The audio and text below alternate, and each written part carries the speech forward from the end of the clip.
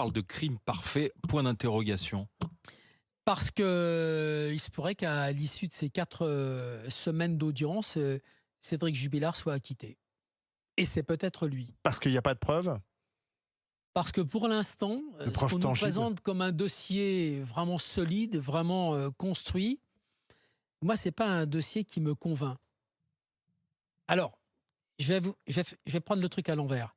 Qui d'autre que lui peut avoir tué C'est sa le femme? seul suspect pour l'instant. On est dans la nuit du 15 au 16 décembre, il y a absolument personne dehors, on est en plein confinement. Il se couche à 22h30, sont ses déclarations. Il se réveille vers à 3h53, je crois. Il constate que sa femme n'est pas là. Elle est absente de la maison. Elle dort dans le canapé, sous une couette.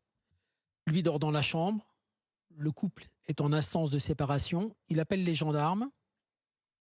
Personne dans les rues de Cagnac. Je rappelle, c'est le couvre-feu. Mmh.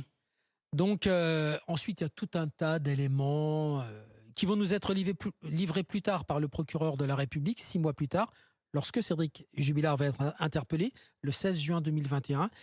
Et le procureur, au cours d'une conférence de presse, et on l'a vécu ensemble sur BFM TV, dans Story d'ailleurs, nous dit, voilà, quand les gendarmes sont arrivés, à 4 heures du matin, 2 gendarmes, 2 femmes, il était en train de mettre une couette dans la machine à laver, fermer le hublot.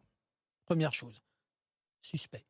Deuxième chose, la voiture de Delphine, la seule voiture qui fonctionne dans le couple, ils en ont 2, mais la sienne est en panne, la sienne à lui est en panne, n'est pas garée comme d'habitude, elle la stationne face à la maison, là elle est, dira un voisin, stationnée dans le sens inverse, ce qui veut dire que quelqu'un l'a prise dans la nuit, a pris cette voiture, l'a utilisée.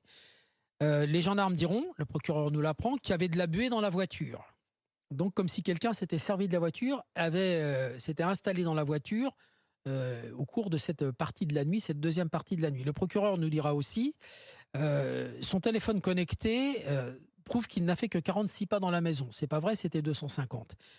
Est-ce que 46 pas, dit le procureur, ça correspond au témoignage de quelqu'un qui dit « j'ai cherché ma femme dans la maison et j'ai cherché ma femme autour de la maison ». On fait plus de 46 pas dans ce cas-là.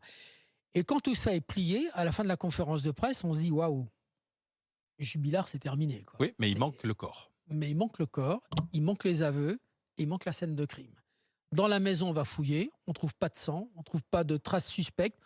L'ADN, c'est un On a couple, trouvé hein. quand même une branche de lunettes de Alors, Delphine cassée. Effectivement, Olivier, on trouve un élément matériel qui pose question, les lunettes de Delphine. Les lunettes sont dans la cuisine, sur un plan de travail. Il manque une branche de ces lunettes, mais c'est une branche démontable. Et cette branche démontable, on va la retrouver plus tard sous le canapé.